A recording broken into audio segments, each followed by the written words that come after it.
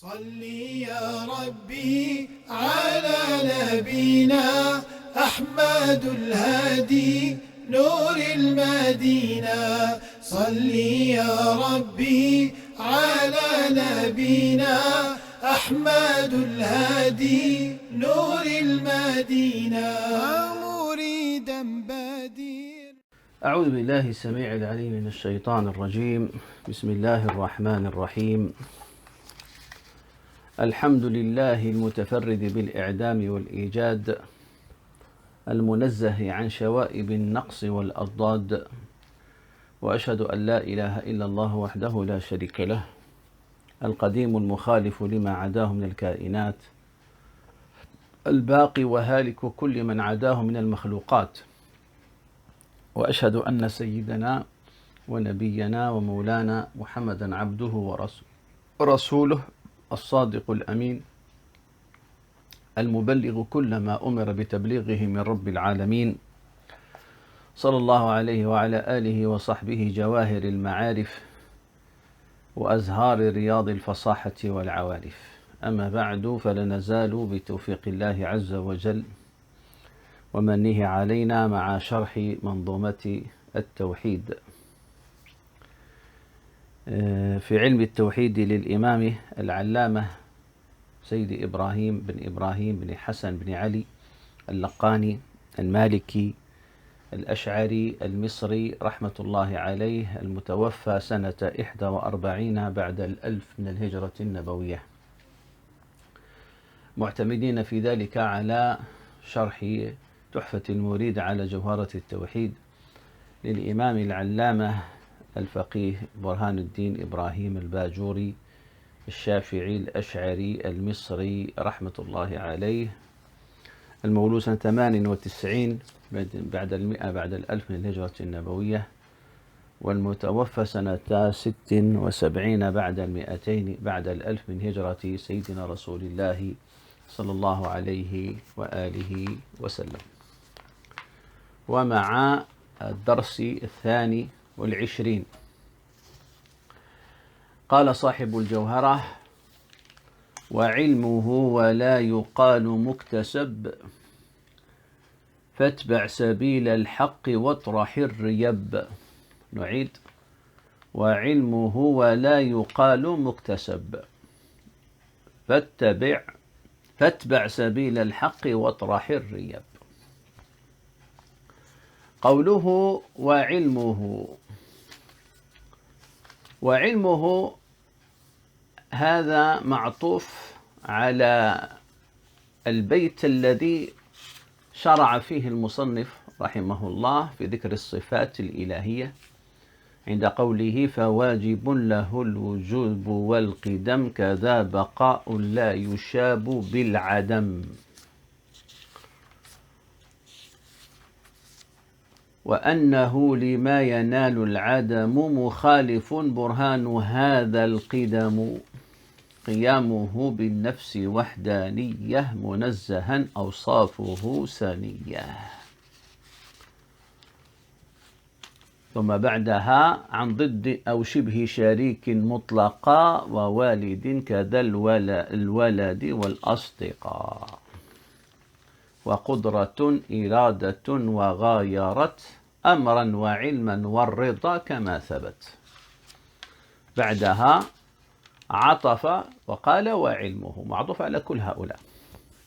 قل هاته يعني وعلمه ولا يقال مكتسب، معطوف على ما ذكر، أي وواجب له علمه.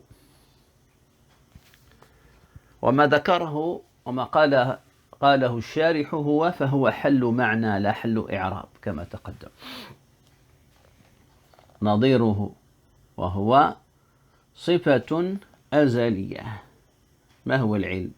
صفة أزلية متعلقة بجميع الواجبات، أي الواجبات العقلية والجائزات والمستحيلات، على وجه الإحاطة على ما هي به من غير سبق خفاء. لما قال هنا، لما عرف العلم، علم الله سبحانه وتعالى، قال صفة أزلية، أي لا بداية لها ولا نهاية لها، متعلقة بجميع الواجبات والجائزات. إشارة إلى تعلق العلم بجميع الأشياء تعلقا تنجيزيا قديما، فيعلم الله سبحانه وتعالى الأشياء أزلا على ما هي عليه، وكونها وجدت في الماضي أو موجودة في الحال أو توجد في المستقبل، أطوار في المعلومات لا توجب تغيرا في تعلق العلم، فالمتغير إنما هو صفة المعلوم لا تعلق العلم. تعلق واحد أزلي، وليس له تعلق صالوحي ولا تنجيزي حادث، وإلا لازم الجهل. نعم، لأن الصالح لأن يعلم ليس بعالم. نعم، والتنجيزي الحادث يستلزم سبق الجهل. هذا ما عليه الإمام السنوسي ومن تبعه وهو الصحيح. وجعل بعضهم له ثلاثة تعلقات: تنجيزي قديم بالنسبة لذات الله وصفاته، وصالحي قديم بالنسبة لغيره تعالى قبل وجوده، فإن العلم صالح لأن يتعلق بوجوده ولم يتعلق بوجوده بالفعل، لأن علم وجود الشيء قبل وجوده جهل. نعم، علمه بأن سيكون تنجيزيا قديما. نعم. وأما قول الأولين لو كان له تعلق صالوحي لازم الجهل، لأن الصالح لأن يعلم ليس بعالم، فجوابه أن ثبوت الوجود لزيد بالفعل لا يصلح أن يكون معلوما قبل وجوده بالفعل، وعدم تعلق العلم بشيء لا يصلح أن يكون معلوما لا يعد جهلا، كما أن عدم تعلق القدرة بالمستحيل لا يعد عجزا، هذا مش عجز، وتعلق تنجيزي حادث بالنسبة لغيره تعالى بعد وجوده بالفعل، لكن الحق أنه ليس له إلا تعلق تنجيزي قديم، أي أن الله سبحانه وتعالى يعلم الأشياء أزلا إجمالا وتفصيلا، أعلم ما كانت، ويعلم الأزلي وهو ذاته وصفاته الأزلية وأسماءه وأفعاله، ويعلم المحاوادث أزلا إجمالا وتفصيلا، ويعلم الكليات والجزئيات. وكفرت الفلاسفة، كفر العلماء الفلاسفة حيث أنكروا علمه تعالى بالجزئيات، كما كفرت بإنكار حدوث العالم وحشر الأجساد، فقد كفرت أي الفلاسفة بثلاثة كما قال بعضهم، كما قال بثلاثة كفر الفلاسفة العداء، إذ أنكروا وهي حقا مثبتة، علم بجزئي حدوث عوالم حشر لأجساد وكانت ميتة، الكفر بها إنكارهم هؤلاء الثلاثة. ويعلم سبحانه وتعالى ما لا نهاية له ككمالاته وأنفس أهل الجنة، فيعلمها تفصيلا، ويعلم أنه لا نهاية لها، وتوقف التفصيل على التناهي إنما هو بحسب عقولنا، ودخل في ذلك علمه، فيعلم بعلمه أن له علما. نعم.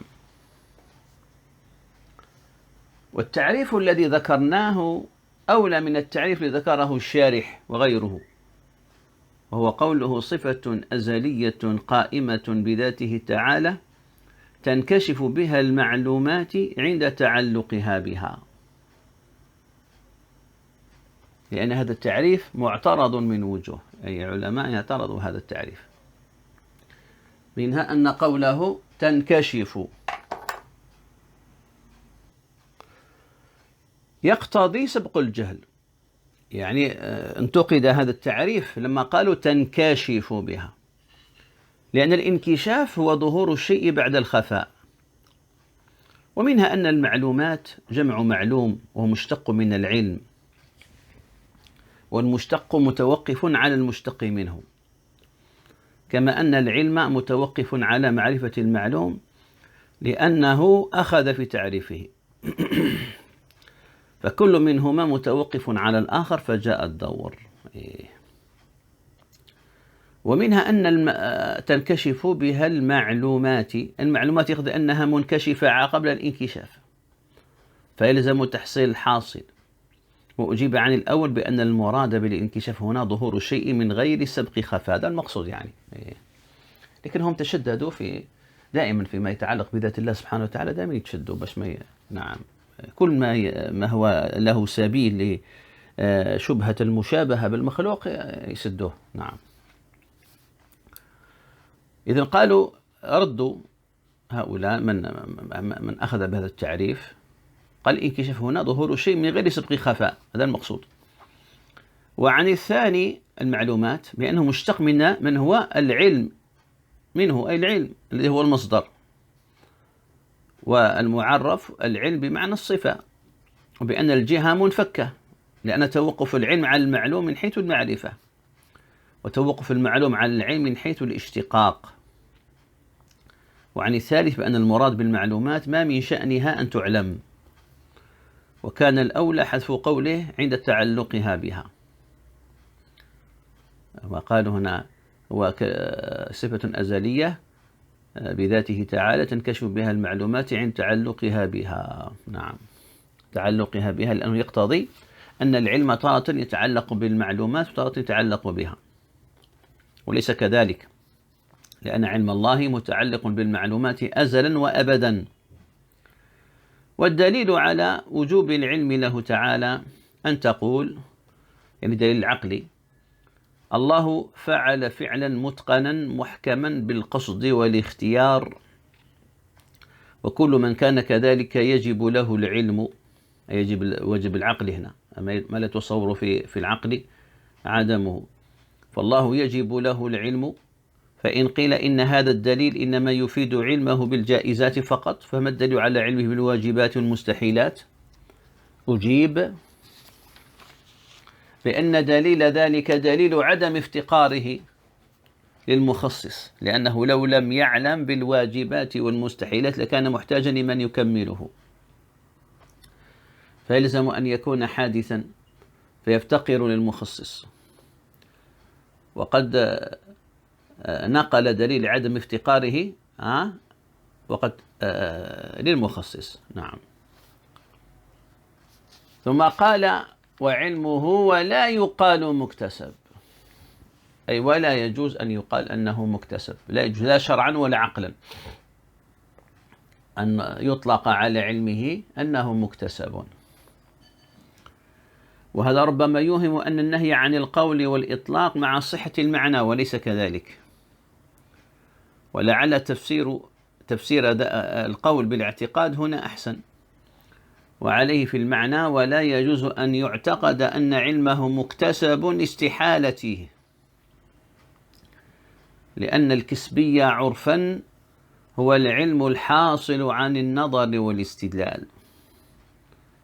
فإذا أقمت دليلا على حدوث العالم بأن قلت العالم متغير، وكل متغير حادث، كل متغير مخلوق حادث، ينتج نتيجة العالم حادث، فالعلم بحدوث العالم حاصل عن نظر واستدلال فهو كسبي.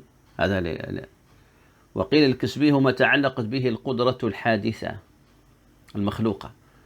وعلى هذا التعريف يشمل العلم الضروري الحاصل بالحواس كالعلم الحاصل بالإبصار أو بالشم، بخلافه على التعريف الأول. وعلى كل من التعريفين لا يقال لعلم الله كسبي، علم المخلوق هو اللي كسبي، لأنه يلزم منه قيام الحوادث بذاته تعالى، ويلزم منه أيضا سبق الجهل في حقه تعالى وهو محال، وما ورد مما يوهم اكتساب علمه كقوله عز وجل ثم بعثناهم لنعلم أي الحزبين أحصى عددا.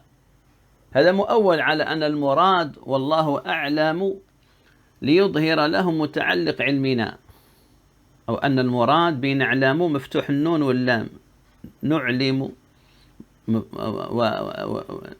مضموم النون نعلم، ثم بعثناهم لنعلم أي الحزبين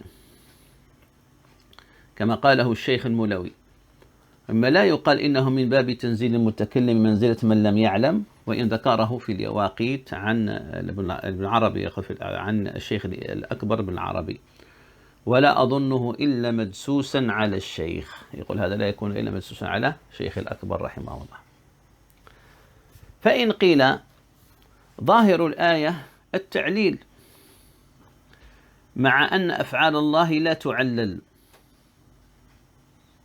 لام تعليل هنا لنعلم أو لنعلم، أجيب بجعل لامه للعاقبة والفائدة، فالآية أوهمت أن علمه مكتسب وقد علمت جوابه، وأوهمت تعليل فعله وقد علمت جوابه، في الكلام في مقامين، وإن أوهم كلام الشارح خلافه.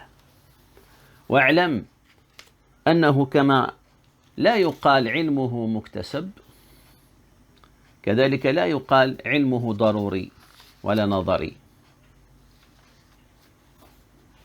ولا بديهي. أما الضروري فهو إن كان يطلق على ما لا يتوقف نظر، كعلمنا نحن مثلا، هذا ترى إلى الشيء وتقول هذا أبيض، هذا علم ضروري محتاج إلى نظر، 1 زائد 1 يساوي 2، هذا علم نعم هذا. أما الضروري فهو إن كان يطلق على ما لا يتوقف عليه نظر واستدلال، وهو الصحيح في حقه تعالى، لكن يطلق أيضا على ما قارنته الضرورة، فيمتنع أن يقال علمه ضروري خوف من توهم هذا المعنى. وأما النظري فهو ما توقف على النظر والاستدلال، لو واحد يقول لك مثلا 45 في 5 زائد 3، ده تقول له انتظر، تكتب وتحسب وكذا، يحتاج إلى نظر بس توصل النتيجة، فهو مرادف للكسبي على تعريفه الأول، فيمتنع أن يقال علمه نظري، علم الله لا يقال عنه نظري ولا ضروري، المخلوق هو اللي علمه ضروري ونظري نعم. فيمتنع أن يقال علمه نظري استلزامه الحدوث كما مر في الكسبي. وأما البديهي فهو إن كان يطلق على ما لا يتوقف على النظر والاستدلال فيكون مرادفا للضروري على أحد معنييه، لكن يطلق أيضا على العلم الحاصل للنفس بغتة نعم، يقال بدها النفس الأمر أتاها بغتة، جاء مباشرة جاء نعم، هذا علم جاءه بداهة، فيمتنع أن يقال علمه بديهي لإيهامه هذا المعنى. إذا البداهة والضروري والنظري والمكتسب هذا خاص بالمخلوقات نعم. ربنا عز وجل علمه أزلي، ليس معللا وليس مكتسبا وليس ضروريا وليس نظريا نعم، علم ولا يزال يعلم نعم سبحانه وتعالى. ثم بعدها ختم البيت بقوله فاتبع سبيل الحق وتراح الريب. فاتبع أي طالب العلم إذا علمت وجوب القدرة له سبحانه والإرادة له سبحانه والعلم له سبحانه تعالى، فاتبع طريقا هو الحق وهو الحكم المطابق للواقع، فالفاء هنا الفاء الفصيحة. سبيل الحق، السبيل معنى الطريق، وإضافته للحق للبيان، ويصح أن يكون في الكلام حذف المضاف وتقدير فاتبع سبيل أهل الحق أي طريقهم، والمراد به معتقد أي تبع معتقد أهل السنة والجماعة، من وجوب صفته تعالى له تعالى. واطرح الريب، أي وألقي عنك الشبه. فالريب جمع ريبة بمعنى الشبهة التي لم تعلم صحتها ولا فسادها، وهذا بحسب الأصل، وإلا فالقصد هنا الرد على المعتزلة النافين لصفات المعاني، لأنهم نفوا صفات المعاني، لأن يلزم تعدد القدماء، وهذه شبهة فاسدة، لأنه لا يضر إلا تعدد ذوات القدماء، لا تعدد الصفات مع اتحاد الذات. ويصح أن يكون في الكلام حذف مضافين، والتقدير واطرح سبيل أهل الريب، واطرح شكوك النافين لصفات المعاني، لأنهم يقولون قادر بذاته، مريد بذاته، وهكذا، وهو هذيان، لأنه لا يعقل قادر بلا قدرة، ولا مريد بلا إرادة، ولا عالم بلا علم، وهكذا. نعم، هذا والله أعلم. وصل اللهم وسلم وبارك وتكرم على سيدنا ومولانا محمد وعلى آله وصحبه أجمعين. وسبحانك اللهم وبحمدك، أشهد أن لا إله إلا أنت، أستغفرك وأتوب إليك. سبحان ربك رب العزة عما يصفون، وسلام على المرسلين، وآخر دعوانا أن الحمد لله رب العالمين، وبارك الله فيكم جميعا. صل يا ربي على نبي